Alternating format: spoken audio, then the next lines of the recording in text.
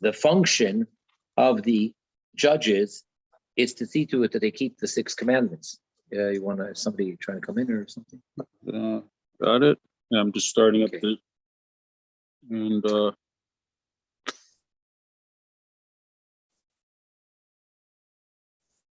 so we said, according to the Rambam, Maimonides, the function of the court is to see to it that the 6 laws are upheld, and to warn everybody and teach them, and to punish those that fail in keeping those.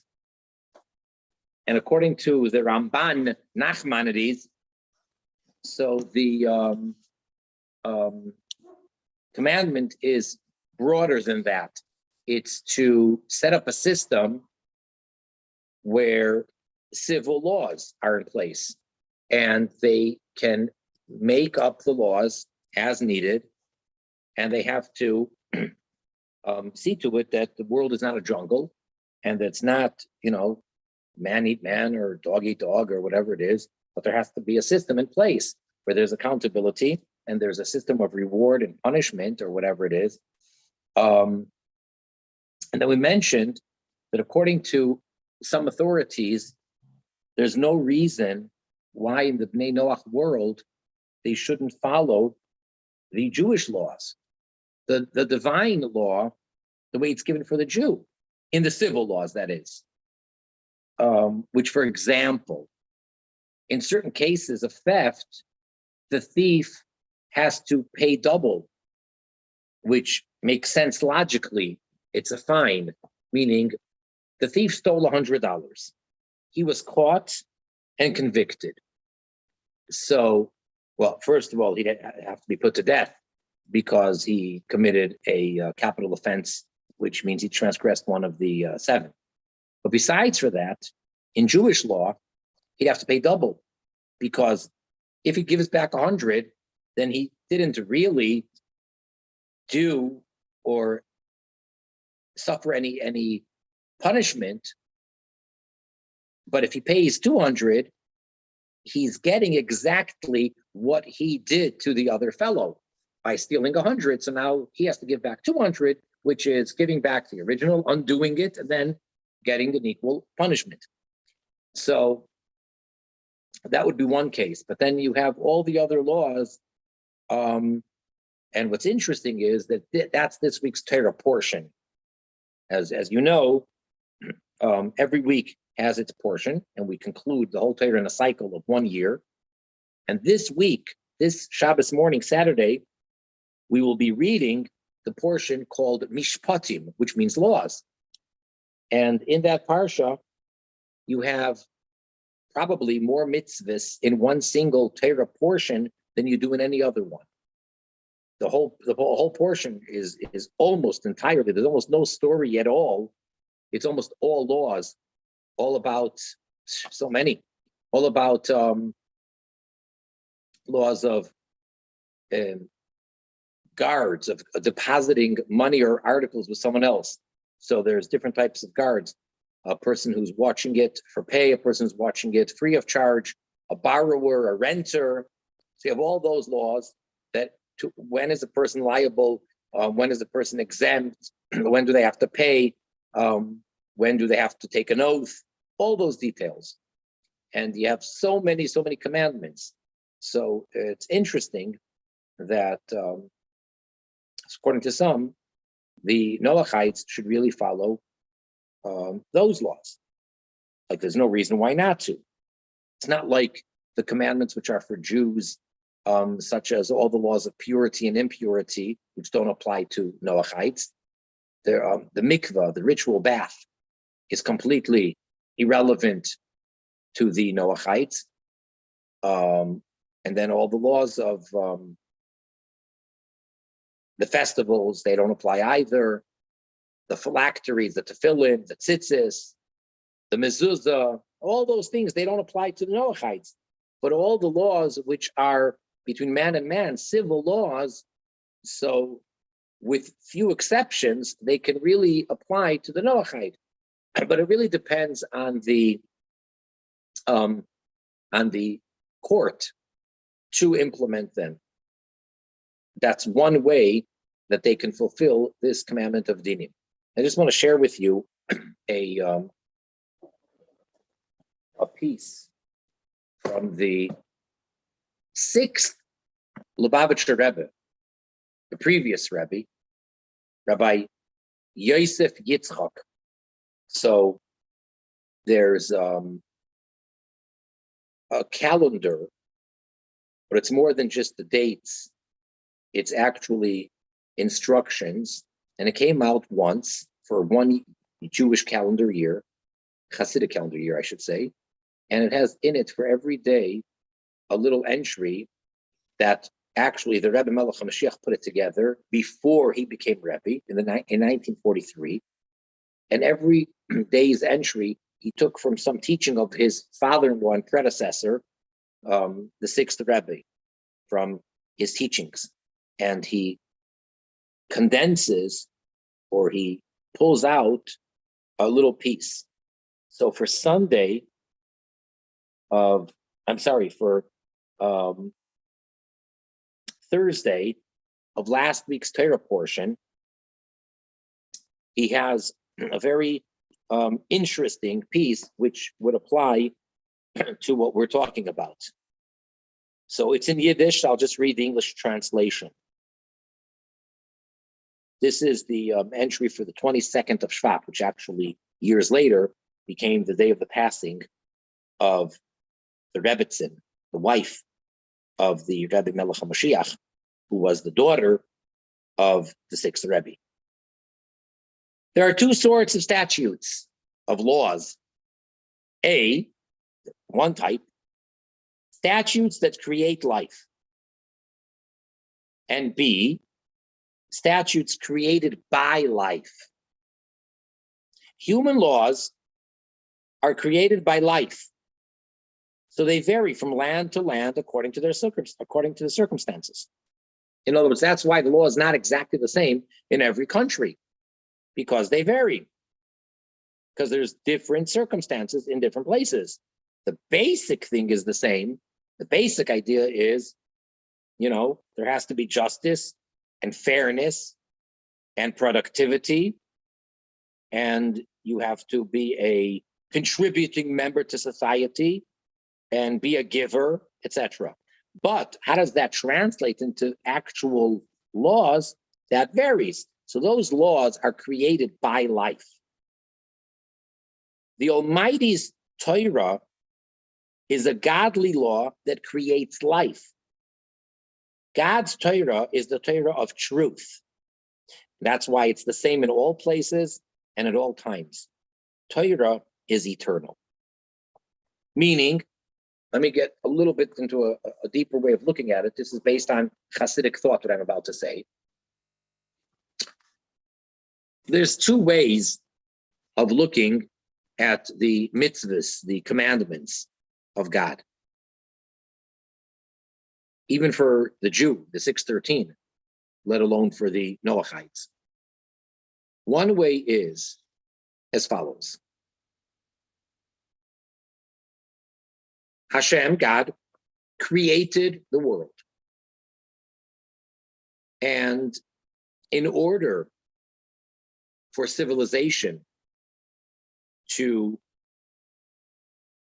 fulfill its purpose and for the purpose of creation to be realized and brought to its full, taken from the state of potential to be actualized, so Hashem gave us a bunch of instructions. And by doing so, and only by observing and sticking to those instructions, can the world reach its potential, the purpose of why we're here in the first place. So there's a world, and he gave us all these instructions, all of these do's and don'ts, and when we keep them, we're then living a productive, godly purpose life. That's synopsizing one way to look at it. That's the lower level. The higher or the deeper level to look at it is as follows. And listen carefully. The previous way, what I just said, the starting point, the given, is that there is a world, a creation that Hashem created. And then, in order for, etc. The deeper way to look at it is we're starting with the fact that there is the will of Hashem. The divine will, the infinite and beyond Hashem, before he creates anything, including time and space. So when I say before, I don't mean in time. Before there is time, he has this will, and to use our terms, and we're allowed to use this because this is what is used in the Midrashic literature, and then of course much in Hasidus. So to use our terms, his desire is to have a dwelling place in the lowest of the low, to create a world where he will not necessarily be apparent and be seen or revealed, and to bring him and reveal him there. Now he has this desire, which for the Jew is 613 things that he wants done, or at least the positive ones, 248 things that he wants done. The so-called problem is they all can only be fulfilled if there is a human being, a physical human being in a physical world, in a physical body. So in order to express and actualize his desire, for that purpose, he created a world. So let me just try to give an example. Pick any commandment. Let me pick one which was between the Jew and Hashem, and one between himself and a fellow man. He wants that there should be a festival called Pesach, Passover. And he wants, capital H, he wants that the Jew should eat a certain amount of this dry flour and water only cracker called matzah in a very specific time, a specific amount and in a specific time. That's his divine will. And there is no world yet, therefore there's no wheat, and there's no water, and there's no human body, and there's no mouth, and there's no throat, and there's no digest. It doesn't exist. But his will is that it should be eaten.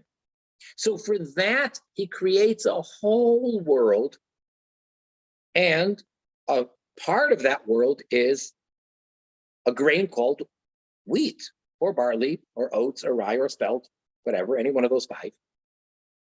And he creates water, H2O, and he makes this scientific composition or mixture that when you take the grain and you properly grind it and you make it into a flour and you properly mix it and knead it and you bake it quickly and it doesn't rise, etc., everything goes into it, you now have a matzah. And so too, you have the Jewish soul inside his human body, and then you have time and space. So now you have a calendar day when the date of Passover comes around on the 15th of the Hebrew month of Nisan, and then the Jew can eat the matzah. So in order for the divine will to be fulfilled, you need to have a physical world. Or another example, between two people. His divine will is that if someone loses an item, an article, and someone else finds it, they should return it to the loser. Okay, that is one of the commandments, returning a lost article. In order to fulfill that commandment, well, then there has to be a physical item and an owner and the concept of losing it and all the things that go into that. So in order to get to that, he makes infinite ingredients to put into that. And then we have the concept of a human being owning something, losing it, someone else finding it, being able to identify whose it is and returning it. So I hope I'm being clear. This deeper point means that the starting point is not the world. The starting point is the will of Hashem, that his will, his desire, which translates itself into 613 for the Jew, should be actualized. Now, similarly, I would suggest that there's two ways to looking at the Noachites' observance of the commandments. It may be a little bit of a stretch, but here goes. Same idea. One way to look at it is the human beings that are not Jewish, the 70 nations, the Noachites, are the highest form of the physical creation. Human beings that are here to serve Hashem by choice, unlike everything else, which is here to serve Hashem, but they have no say in the matter. They're to be used to serve Hashem. We need the animal kingdom, and we need the world of vegetation, and we need all of the physical, inanimate objects, all the stones, etc. Fine. But the human being makes choices and has reward and punishment. So therefore, the Noachite has to observe the rules and regulations of Hashem. But there's two ways to do that. One is, here's the given. There's a world with people, okay? And we have our shortcomings, we have our inappropriate drives and desires, such as to kill and to steal, etc. And then Hashem's law comes into the picture. And he tells Adam, he reiterates it by Noah after the flood. And then ultimately, what really makes it is that he tells it to Moses by the giving of the Torah, that the requirement and obligation, responsibility of the Jew is to transmit this to the rest of the world. That these are the 7 Noachite commandments. So that the world is not chaos, and so that the non-Jew is able to fulfill their part of this big plan in the big picture known as the world, to make it a dwelling place for Hashem. Okay, that's one way to look at it. The deeper way, based on what I said, would be that Hashem wants a dwelling place in the lowest of the low. Okay, that's physical, not spiritual. The lowest of the low, this world that we're familiar with. Now, really, ultimately, for the soul of a Jew, which is a part of Hashem himself, to come into a physical body, in a physical world, with all the constraints and limitations that the body does to the soul, that's where you have the dwelling in the lowest of the low. But at the end of the day, there could be something lower. Because at the end of the day, it's a Jewish soul, which is a part of Hashem, as I said, which is trapped in the physical body. But what about taking a Noachite? Now, a Noachite is really the lowest of the low. It's a human being in a physical world that doesn't have that neshama. And that's really where Hashem's desire and will of a dwelling in the lowest of the low can really be realized. So although many Jews may not be comfortable hearing this, but I'm not making this up. Maybe I'm embellishing a little bit, but the Rebbe Melech HaMashiach does say that there is, in a certain sense, a great advantage in the fulfillment of this concept, this very basic concept. This is like the most basic concept almost arguably in Hasidic thought, that Hashem wants a dwelling place in the lowest of the low, so the non-Jew has a great advantage over the Jew. And the non-Jew, the Noachite, who accepts Hashem and keeps these commandments because they're God-given, etc., is actually making the dwelling for Hashem in the lowest of the low more so than the Jew.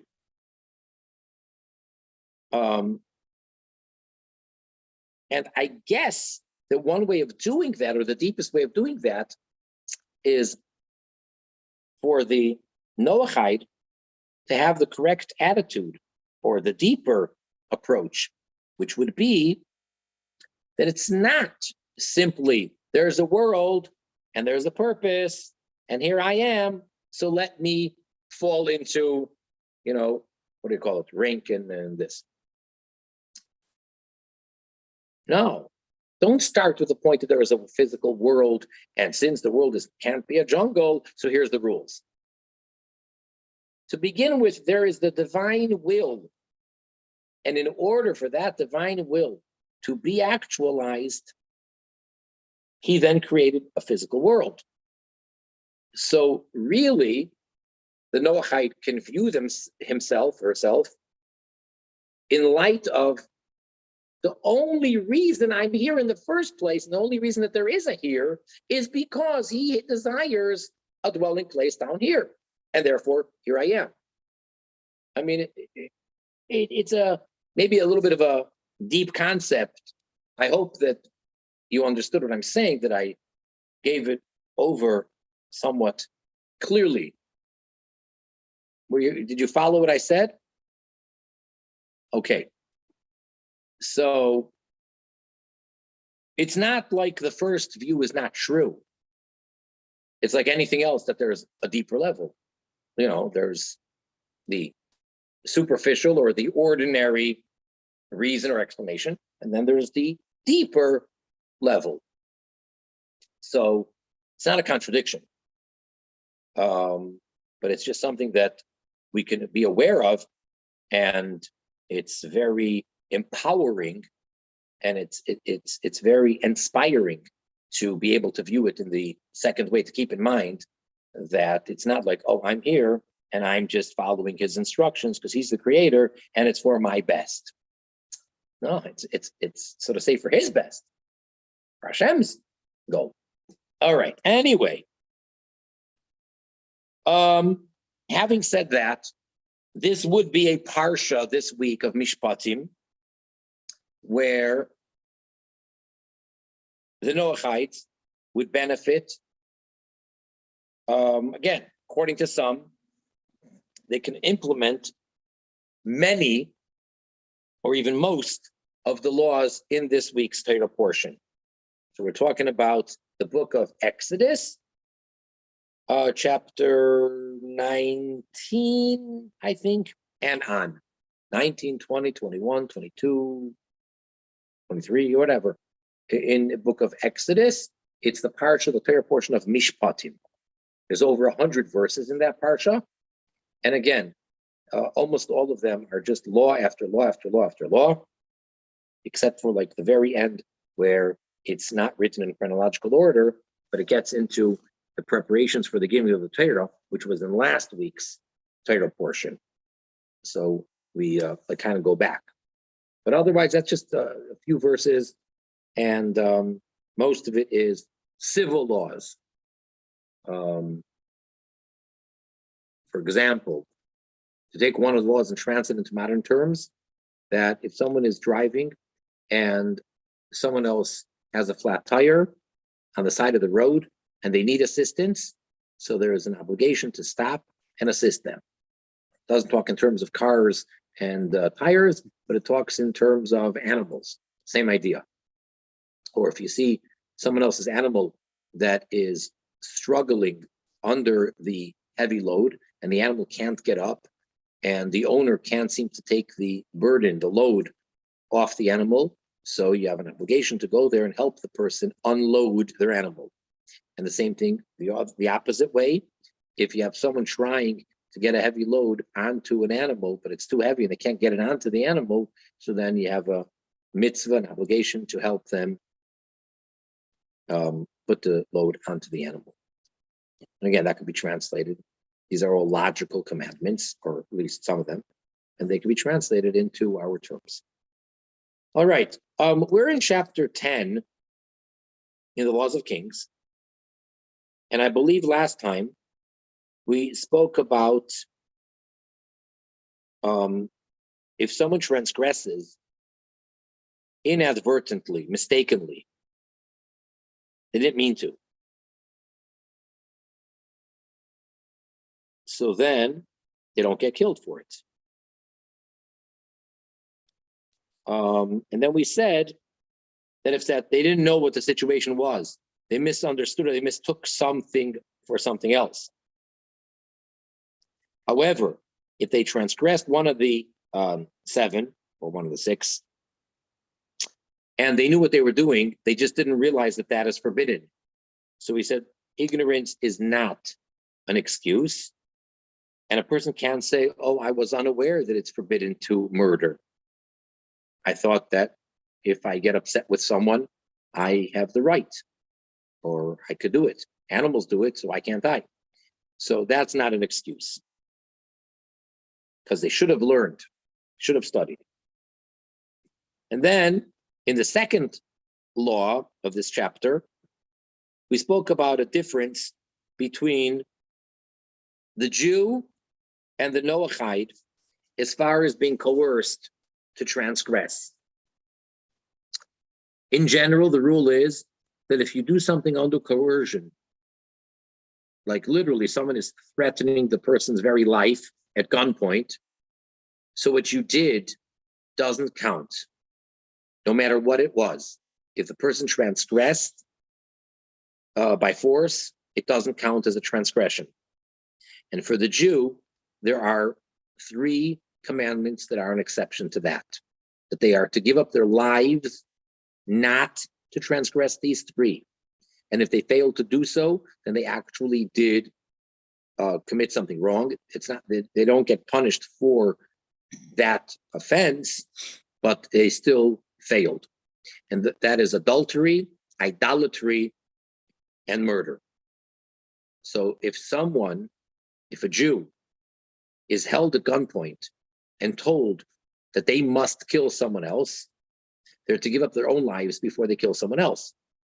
But if they failed to stand up to this very difficult challenge and they want to live, so therefore they did this horrific thing of killing someone else, they would not be put to death for murder, although they were wrong and they should have let themselves get killed. And the same thing is with worshiping an idol. The Jew is to give up their life and not worship the idol. But if they did worship the idol under these circumstances, they would not be put to death as they normally would for idol worship. And the same thing with adultery.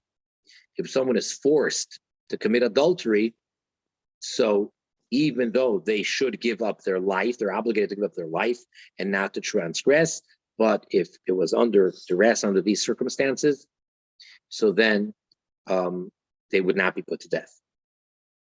That does not apply to the Noachide. The Noachide has no exception. Anything done by force at gunpoint, the Noachide is to transgress and not give up their life. And the reason for that is because we have a thing called a Chilul Hashem and a Kiddush Hashem, which means a sanctification of God's name, or, heaven forbid, the opposite, a desecration of God's name. The Jew is commanded to sanctify Hashem's name, and ultimately the extreme example of that would be to give up their life for one of these 3.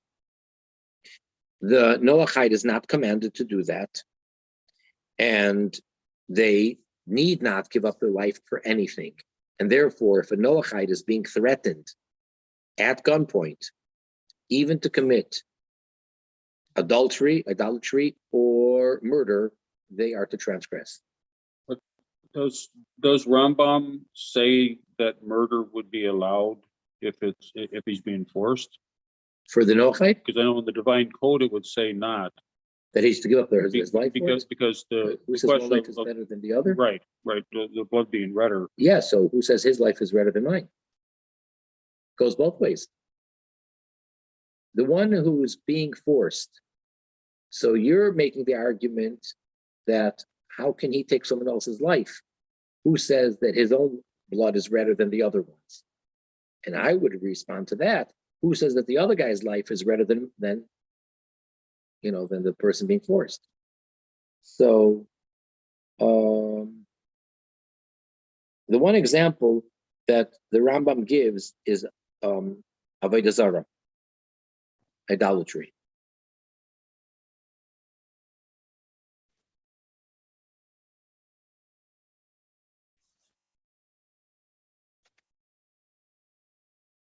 Where I don't know where they get from that Bnei Noach, if he's forced to kill someone, should give up his own life first.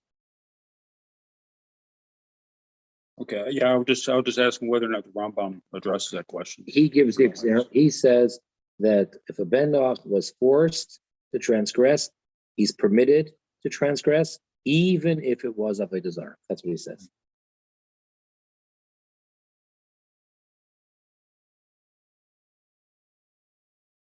Now that brings us to number 3.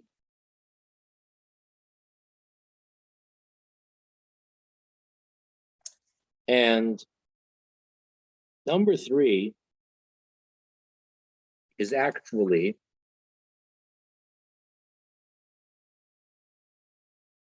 touches upon the law of conversion. The main place where Rambam deals with conversion is in a completely different section. It's the laws of forbidden relations. That's where he goes into all the details of how a non-Jew converts to become Jewish.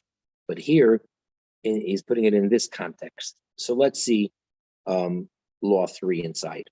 So we're in Laws of Kings, chapter 10, paragraph or law 3.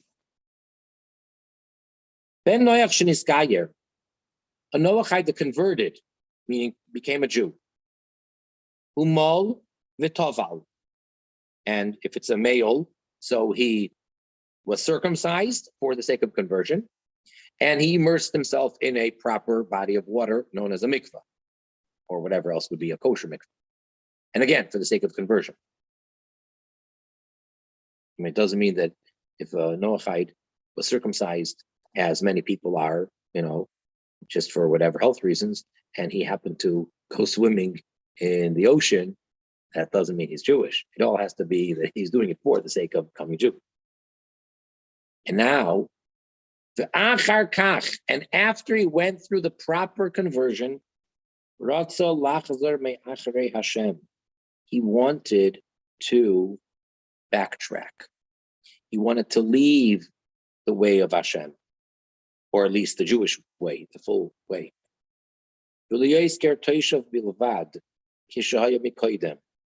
He simply wants to go back to being a ger toishav as he was beforehand. Now, ger toishav, we said, is the highest form of a non-Jew. Actually, the ger toishav is also mentioned in this week's Torah portion in Mishpatim. So he changed his mind, this person, after converting to Judaism.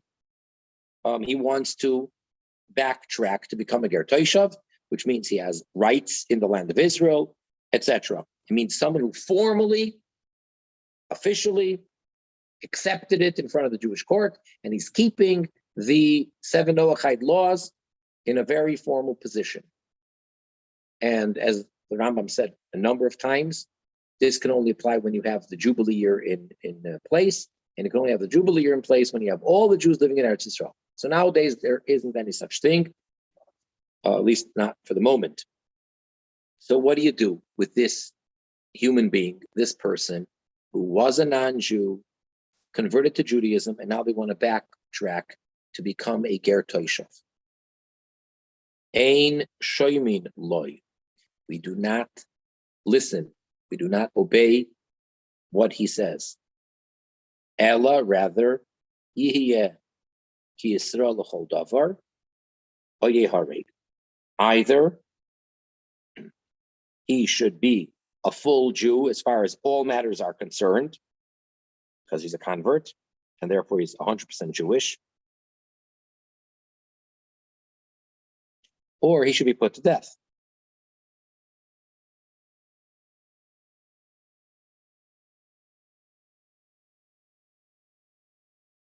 And that would be because he is considered a Jew that's categorically becoming a heretic, because the Jew is not allowed to denounce his Judaism. And this person wants to do that. So it's unacceptable. So basically, there's no turning back. It's not like the person said, well, I wanted to try it out. Try it out is one thing. The person was circumcised and immersed for the sake of becoming Jewish. That's not trying it out. And therefore, the person is stuck as a Jew. And they will live the rest of their life being Jewish, whether or not they want it, and they will die as a Jew. Rabbi? Yes. For that, number 3, if we replaced resident alien with Noahide, would that still be correct? Yes, but it's interesting that the Rambam uses the term ger toshav, the resident alien, which I think that what he's saying is that even though the resident alien is the highest form and he has rights to live in Eretz Yisrael, and you may think that that's not so bad. He said, no, he cannot leave Judaism. So I'm pretty sure that it would apply today as well. No difference. The person converted to Judaism, they cannot then say, in other words, surely it's more understood that they can't say, oh, I want to denounce the whole thing. I don't even want to keep the 7. I don't believe in Hashem anymore, or whatever. I don't want anything to do with any religion or whatever. Of course they can't do that. Even if they say, you know what, I'm going to be a very adherent, observant, meticulous, religious Noachide. No. Even if they say, you know what, I want to be a ger toshav, which means I have rights in the land of Israel, which only Jews have, and ger toshav. Also not. That's why I think he's saying it like that. But yeah, it would apply today as well. Even the execution part? No. That is only in a time where the Jewish people are in charge and have that strength in the land of Israel. Just like now, there's no such thing as executing anyone for transgressing any of the 7 Noachide commandments, or for that matter, there's no Jewish court that can execute a Jew for transgressing one of his capital offenses, for idolatry, adultery, desecration of the Shabbos, etc., etc. There's no such thing. So no. So today we don't have that option. Actually, the commentaries on the Rambam, when he says that the person is either remains as a Jew for everything, or is to be put to death. So they explain that obviously that's only talking about when the Jewish people have that governing strong hand and their ability.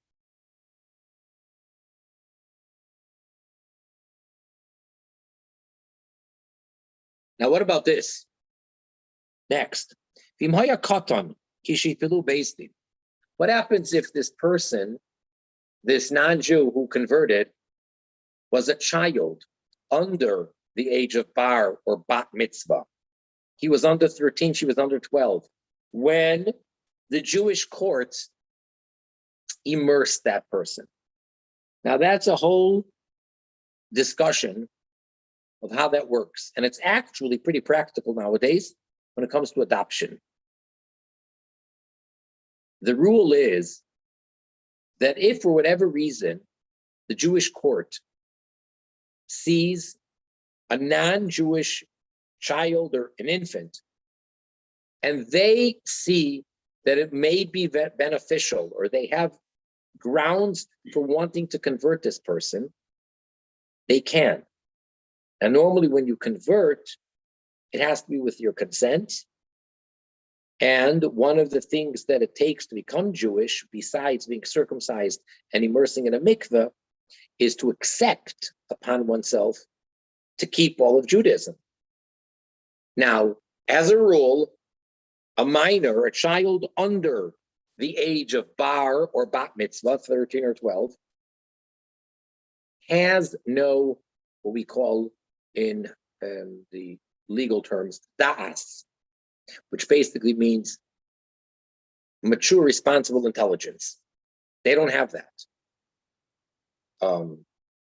in any account. And therefore, there's countless laws that Jewish children cannot do. They can't be considered, just like a Jewish boy can't count for the quorum of 10 for a minyan. They cannot exempt anyone from their obligation of doing anything, whether it's the recital of the Kiddush, when Shabbos comes in over a cup of wine, or whether it's, anything. What they do won't count for an adult. So under bar bat mitzvah, they cannot agree or disagree. They cannot give their consent to become Jewish. So what happens is this child is to be converted, if that's what the Beis Din sees fit, if the Jewish court. And then when the child becomes an adult, they are presented with a question and they're asked, would you like to remain a Jew, or would you like to be Jewish or not? So if this was a child who was forced, classical example, you have a family that became Jewish, parents converted, and they already have a child or several children, but they're all minors. So as the father and mother, by choice, converted to Judaism, they have this 3-year-old child of theirs. So they say, well, this is our child. We want to keep the child, and we want the child to be Jewish too. It's kind of awkward having 2 Jewish parents and a non-Jewish child. So in that case, the Jewish court that converted the father and the mother would take this Jewish child, circumcise him, and immerse him in the mikvah. Yochel limchois. This child can protest b'shasha yagdil when he grows up and becomes 13. V'yager toishav bilavad, and at that point, he will merely be a ger toishav, which again means that we're going to do everything in our power that he's going to be a Noachide. He's going to keep the 7 commandments. But he can protest, and you cannot force anyone to convert. But once he does not protest at the proper time, meaning when he or she turns of age, bar or bat mitzvah, he can never protest any longer. But rather, he is a righteous convert, whether he likes it or not, whether he's observant or unfortunately not, forever. So let me give you the following scenario. And unfortunately, this actually happens in real life nowadays. Either the example I gave, the 2 parents converted to become Jewish, or 2 Jewish parents from birth want to adopt a child. They go to the adoption agency, and the newborn baby who's not Jewish. They take this child, and nowadays the Jewish courts would convert this child. But again, the conversion is contingent on when they turn adults. They convert the child. The parents are bringing up this child of theirs, not biological child, but their adopted child, as a Jew in every regard. The child is being educated as a regular, full-fledged, observant Jew. Then the kid turns 13, or she turns 12. when they're asked at that point, would you like to remain Jewish? Or you have a choice. Would you like to not be Jewish? Because actually, depending on whether they told him or not, that doesn't matter. By this point, they got to tell them.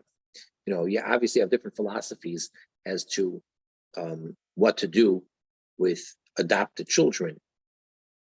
Whether you should, and if you should, at what point do you tell them that mom and dad are not your physical, biological mom and dad, but we're better than that because we chose you and we're not stuck with you, however you want to explain it. But you got to tell it to them by this point. So what often happens is the child says, yeah, sure, I want to be Jewish. Of course. It's all I know. Past 13 years, I was brought up as a Jew. And then what happens times, unfortunately, a year or 2 or 3 later, they leave the path of observing Judaism and they don't want to be observant anymore, or they don't want to be Jewish anymore. And it's too late. They're just like any other Jew who's a Jew from birth and decided to go off the path at any point. There's no difference. Now, it's so unfortunate because they did have a choice in this case.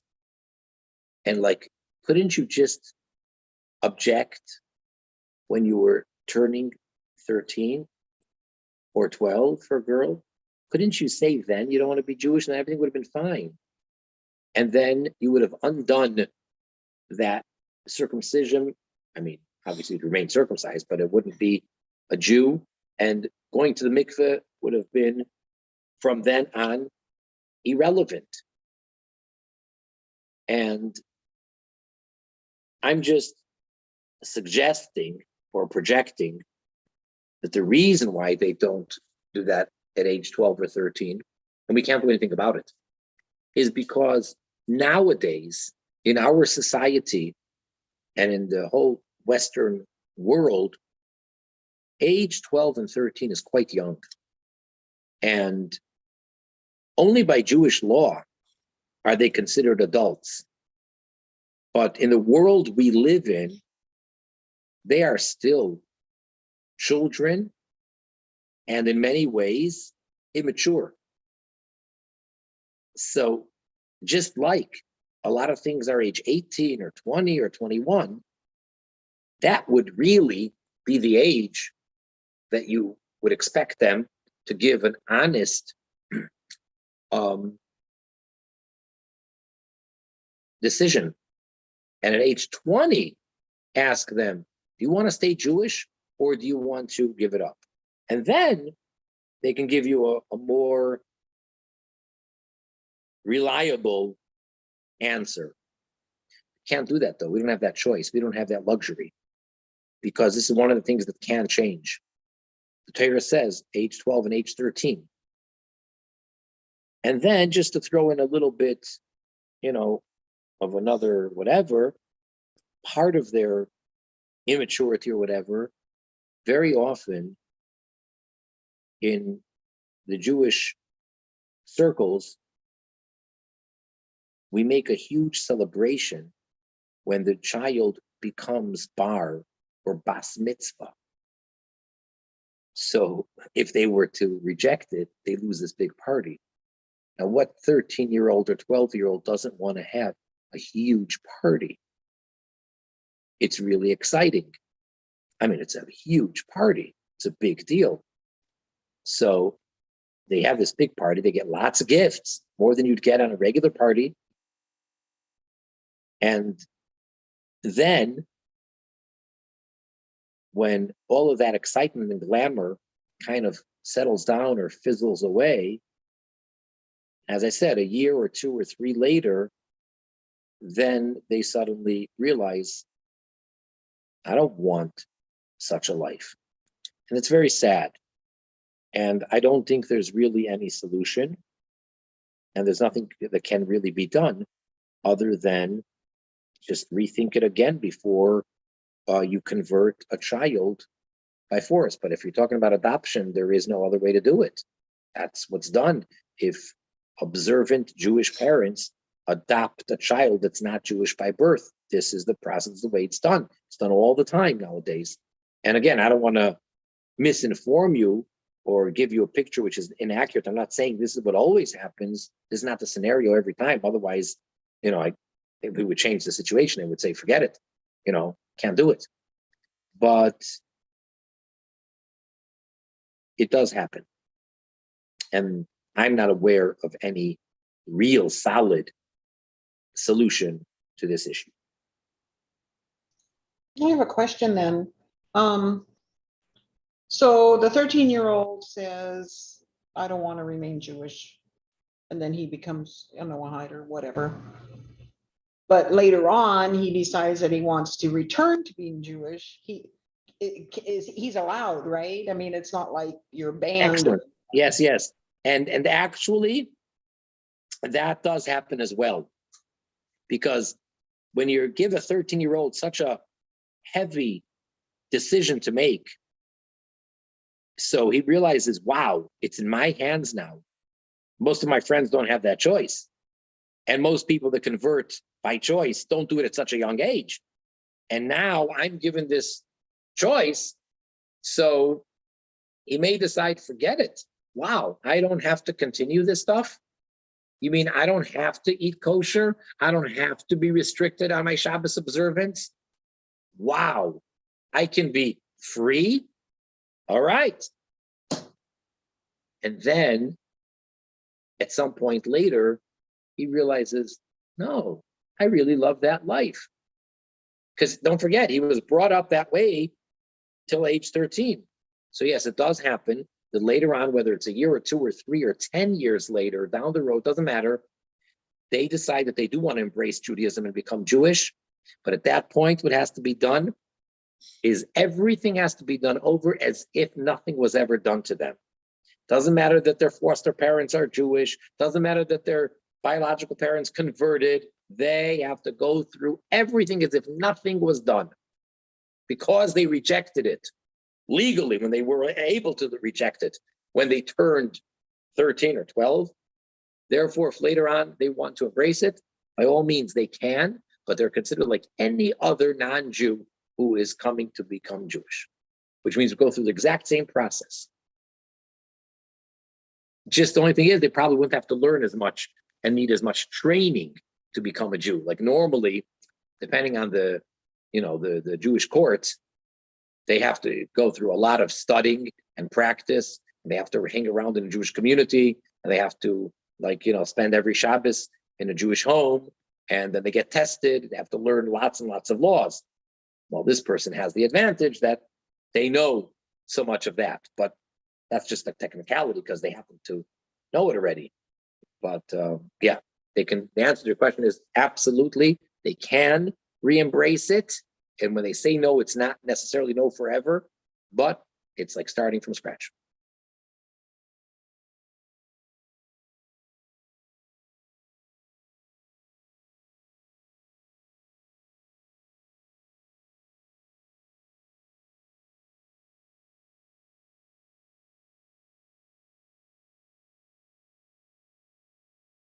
Lefichach, therefore, in Ba Yisrael al Kitana, she Bilua based in.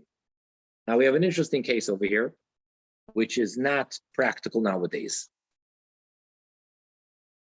By biblical law, by the letter of the law, for a Jew, a Jewish man, an adult over 13, can marry a minor, a girl who's under 12, through marrying her vis-a-vis her father. In other words, he would give the father the value, the ring or whatever, give him the money for the sake of marriage. And then this little girl becomes his wife. And then, by the way, when she turns into adult, she then has the choice of whether to keep the marriage or dissolve the marriage. And if she chooses, when she comes 12, she could say, I don't want to be married to him. And then he has no choice, which is normally not the case. Normally, the husband has to willingly give the bill of divorce. Here, in this case, she can reject the marriage, sort of like the conversion business. She's married to him until she turns 12. And then if she wants to remain married to him, that's it. He doesn't have to remarry her. There's no additional ceremony. He doesn't have to give her anything again. And if they want to get divorced after that, it's like any other regular married couple.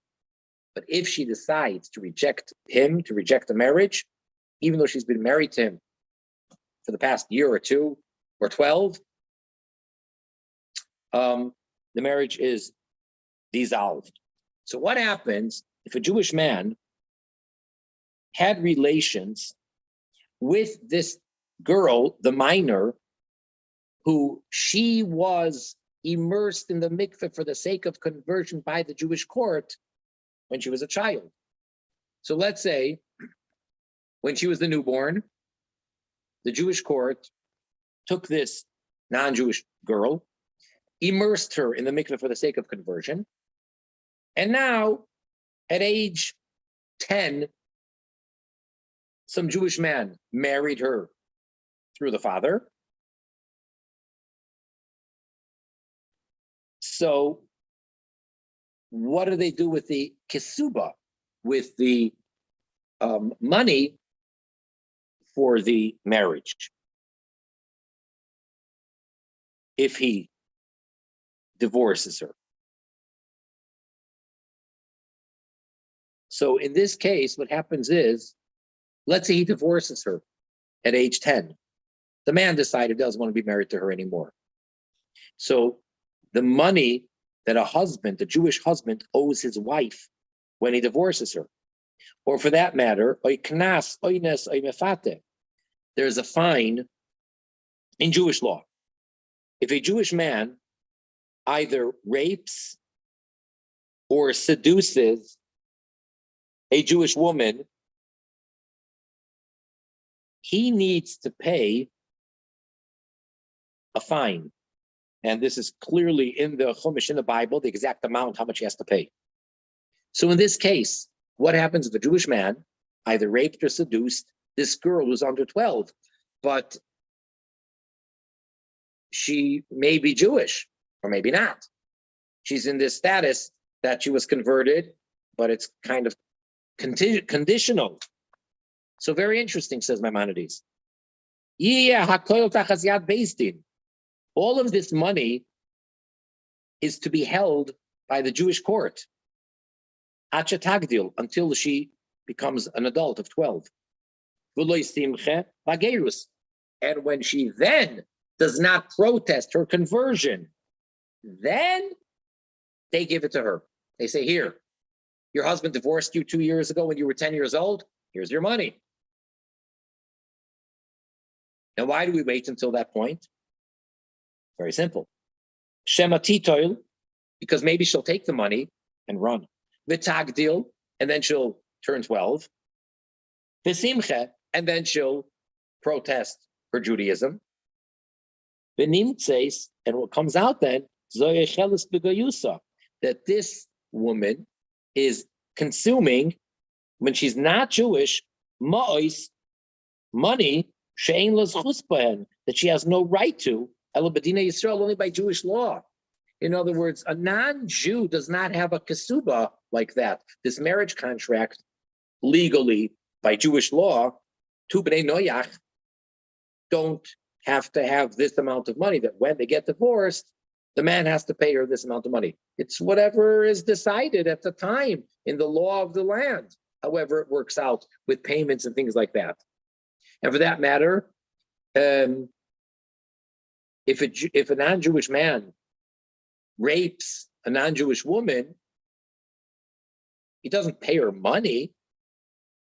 He may have to be executed, put to death, or not, whatever the case is.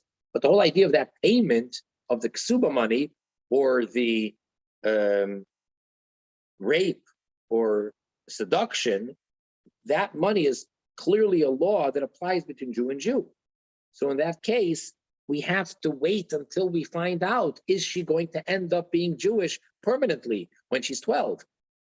And only then, if she chooses to not protest for Judaism and she chooses to remain a Jew, then the Jewish court says, well, here's your money that we've been holding on to ever since, whatever. But if she says, I don't want to be Jewish anymore, so not only is her marriage absolved, well, that could have already taken place because in our case, he gave her the divorce when she was 10 years old. So that, nothing to talk about. But in addition to that, now her Judaism falls away, and therefore they would take the money and give it back to the man. Because they were just holding it, waiting to see what would be the outcome at the end. But anyway, but that part, the last part that we just learned now is not relevant nowadays. Because that can't, really be. But what we get from here is that but when it comes to converting, if the person was an adult when they converted, they cannot go back. And if they were a child, they have the choice when they turn 12 or 13, or for a girl, or 13 for a boy.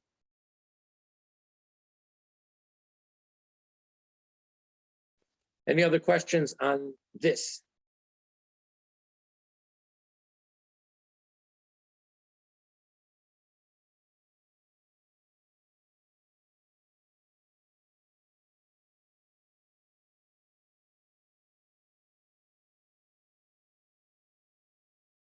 On a practical level, it's extremely difficult for the household if not every member is Jewish.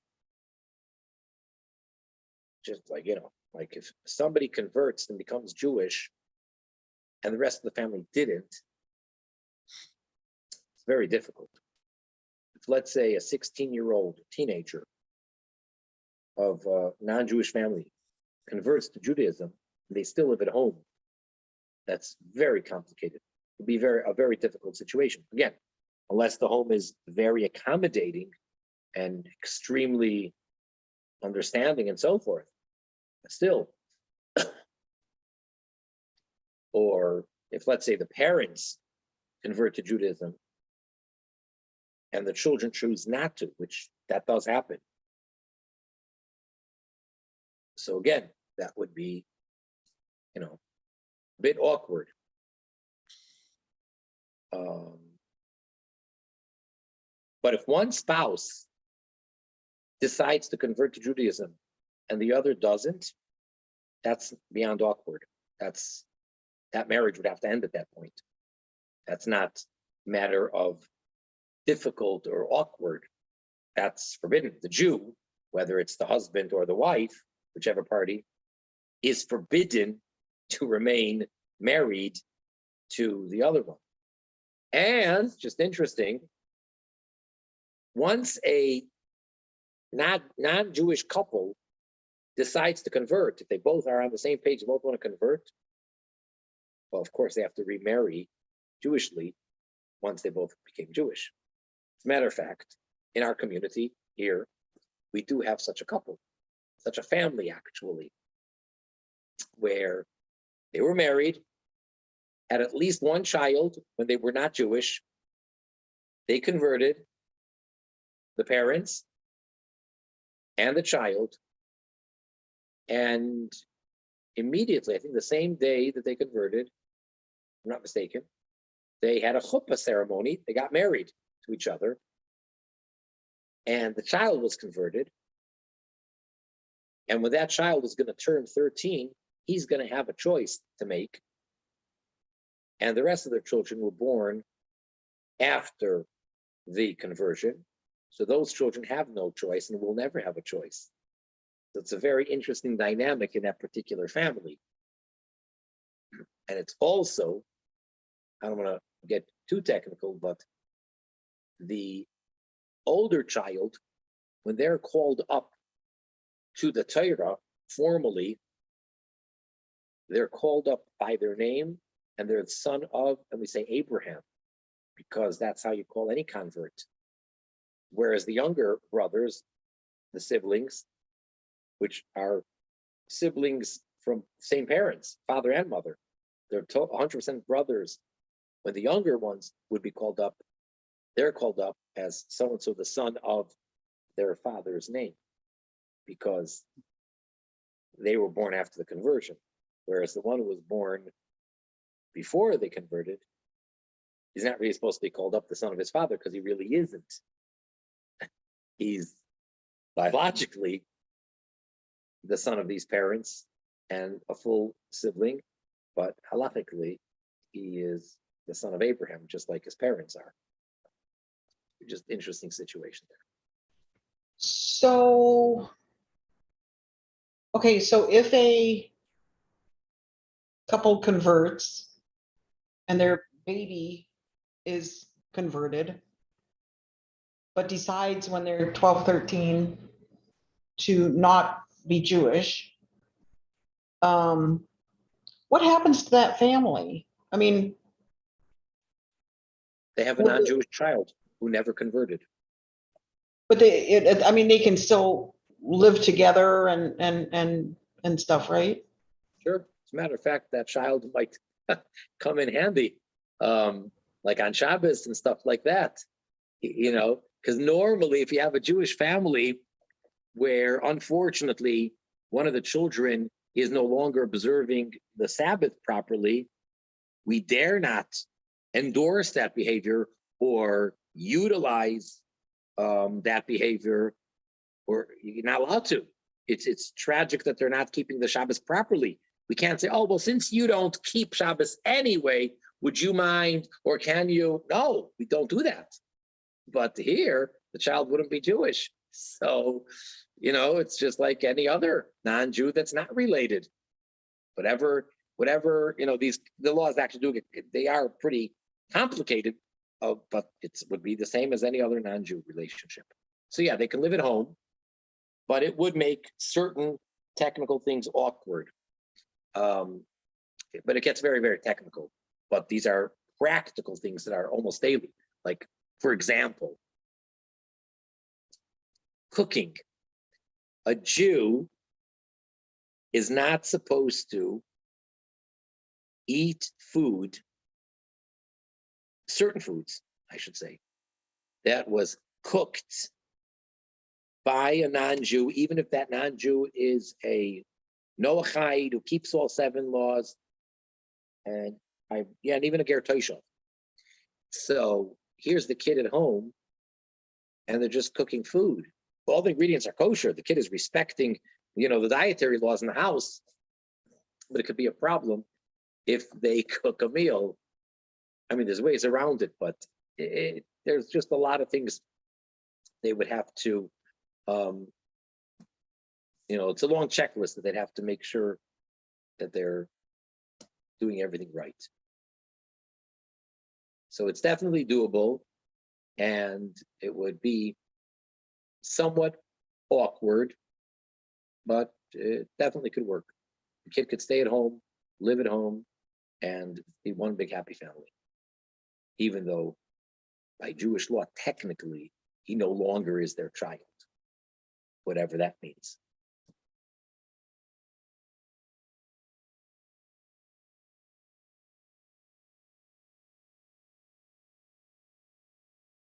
All right.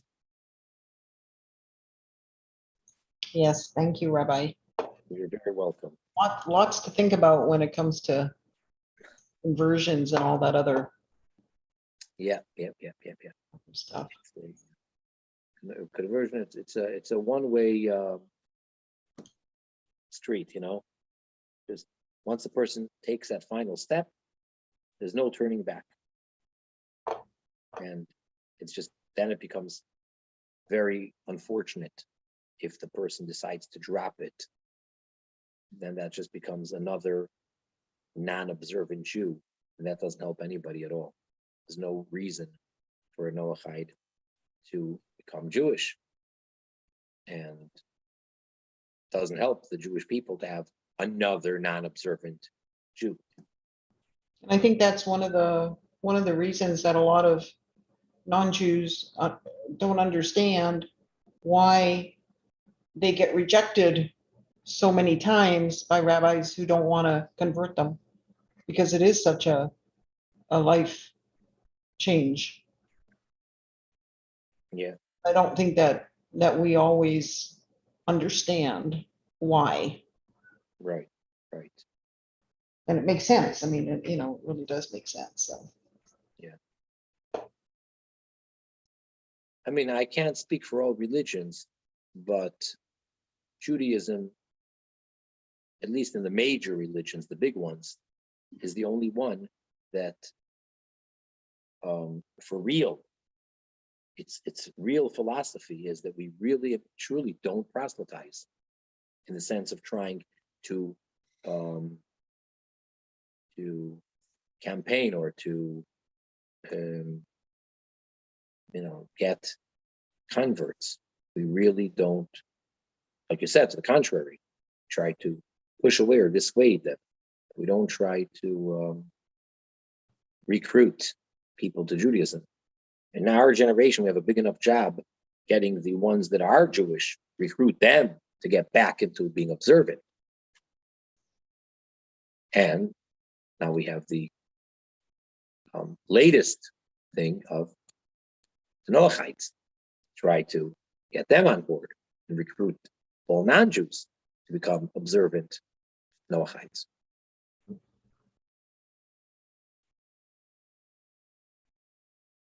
Yeah, a lot of Noahites, I think, for some reason they can't convert, or because they've got a I guess idolater for a wife or husband or whatever. But it does put a I think it colors what they learn, because they want to become Jewish, but they can't. But then they start teaching other Noahites about the Jewish way of doing things. They'll say, well, yeah, we should be keeping Shabbat or whatever. And I think it's just because they so want to become Jewish that they start taking on mitzvahs that Noahites shouldn't really take on. I hear. That's right. Can I say something? Sure. Okay, so Go ahead. yeah, my video is going in and out because my Go ahead. my data is low. We hear you loud and clear. Okay, so I didn't convert because I was given proper instruction prior to even approaching that matter. When I met my rabbi, he told me the difference between what happens when a Jew converts, a Noahide converts, and that he can't go back like you were talking about. And the other side of that is that I realized that the laws were very strenuous. And I said to myself, do I want to try to take that on? And I said, no, that's just too much. And, but yet at the same time, I realized that the Noahide had an obligation as well. Right. See, a lot of people don't realize that. They think that the only way that they can, are you there? Is there? We're in and out. Well, if you can hear us, many people, mistakenly think that the only way that a non-Jew can properly serve Hashem is by being Jewish. It's once they come to realization that all the other stuff is garbage and they reject categorically the other religions, so say, so then the only thing I can do is become Jewish, and that's not so. You can actually. I found that out. Yeah. And it goes back to what you were saying earlier about our obligation to make the world a place for Hashem, even for the Noahide to do that. And I think that I was studying the Talmud, and they were talking about why the Jews were forced from Israel by Hashem. And one of the opinions was is that they were not doing what they were supposed to be doing and teaching the Noahides. Right. Can you hear me? Yes, yes, yes. So I realized that the sparks that have to be liberated in this time are the Noahides. And I'm one of them. So I would rather be liberated in doing the part that I'm supposed to do as the Noahide, which is what I was created to be. Very good. Yep. Right on target.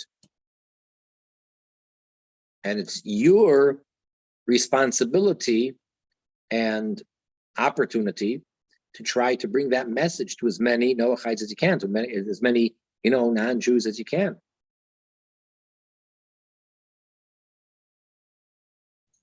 I think for me, that's probably the hardest, just because, just because of Christians who used to do the same, looking for converts and stuff. And I find that that's what it reminds me of if I'm talking to somebody about, about being a Noahide. Right. Many times, that's like, a lot of times that's the inhibition or the obstacle that a lot of times, because you realize the fallacy of what was or where you're coming from, so therefore you're like scared. Like one example would be the whole concept and topic of Mashiach, of Messiah. It became, unfortunately, so like Christian. So a lot of Noachites have trouble really delving into all the details and even identifying the Jewish Mashiach, because they say, wait, that feels too close to what I left. And on an emotional level, that's, you understand, it's understood, but you have to be able to understand intellectually and say, no, here's the difference. This was proselytizing and it wasn't true. And here, I'm not trying to get anyone to convert to anything, but I want you to observe what you're supposed to do. That's the big thing for me, is that getting them to realize that you don't have to become anything you already are. Right, exactly. Very good. Well, have success. Keep doing the good work. Thank you, Sure. Rabbi. Okay, I believe we're on for next week. Sorry about my bad connection. No problem. Okay. See you all next week. Yeah. Next. See you. Let me make sure.